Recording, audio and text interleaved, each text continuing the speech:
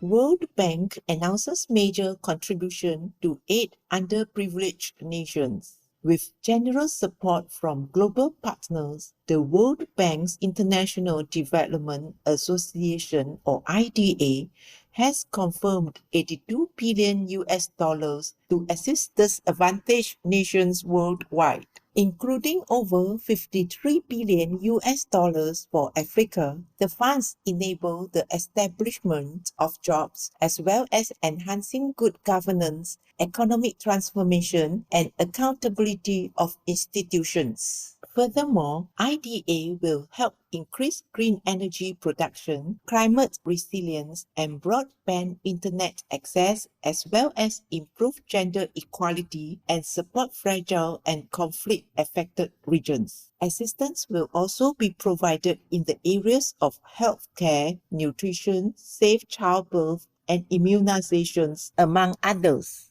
Our gratitude is immense, and heaven bless you, World Bank, and all contributors to the International Development Association. May kind dedication to help those less fortunate soon become the new norm globally in the loving wisdom of the Providence.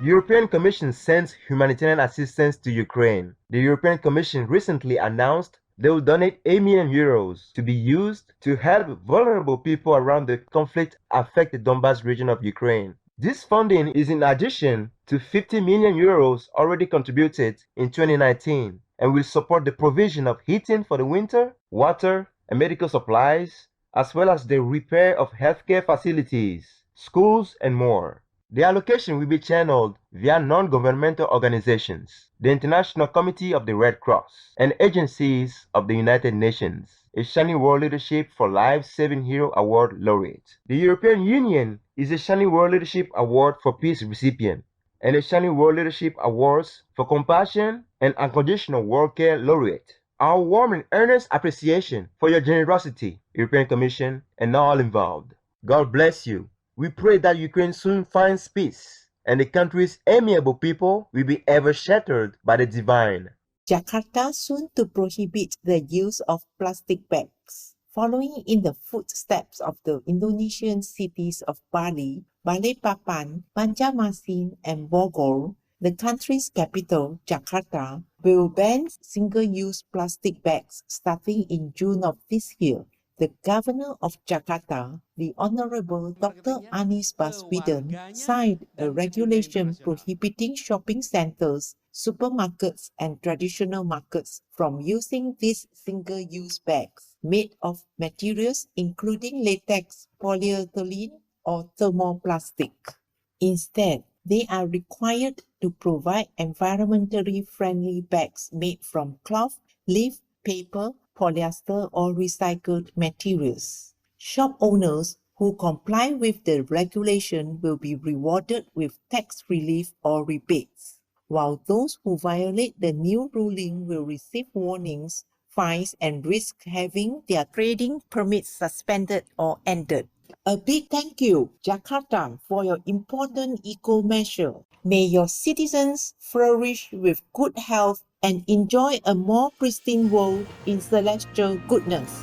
Schools in Montreal embrace composting. As part of the city's plan to achieve an 85% reduction of waste going to landfill by 2030, Montreal, Canada has inaugurated a composting initiative in 22 schools. By the year 2025, the project will be implemented in all of the city's approximately 700 schools. The program will also educate children on methods and benefits of composting. Speaking of the new endeavor, Montreal City Councilor Laurence Lavigne-Lalonde stated, "We think the youth are really great ambassadors for changing our behaviors. What a wonderful step to take, Montreal. In heaven's brilliance, may more schools empower our youth to be good stewards of our verdant, life-sustaining planet."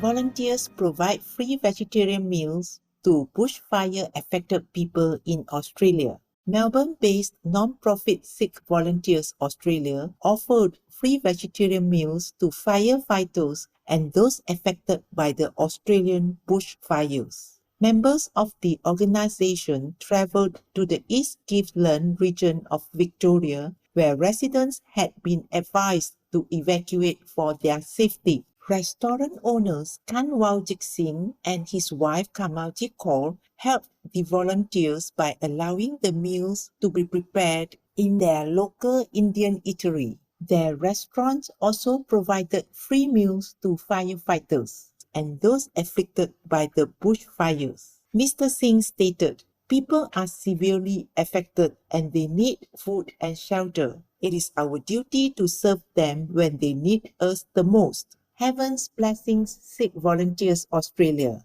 Kanwaljit Singh, Kamalji Kaur, and all involved for bringing love-filled vegetarian food to citizens of East Gippsland. May the welcoming people, cherished animals, and treasured environment of Australia be graced with a speedy recovery in divine mercy. California food technology startup creates lab-grown fish. After 18 months of development, Blue Nalu from California, United States, has created the world's first yellowtail amberjack by growing fish cells in the lab. Blue Nalu recently held a tasting with investors and partners where they served kimchi, fish tacos, poke, and seafood bisque using their new creation. They plan to build a lab-grown seafood production facility that will be capable of making 8.2 million kilograms of their fish per year, while their product is scheduled to be launched into a test market within 18 to 24 months. Remarkable news, Blue Nalu. May advancements that safeguard the lives of countless beings continue as humanity grows in harmony and compassion in the benevolent radiance of the Providence. Syrian shelter rescues animals in need.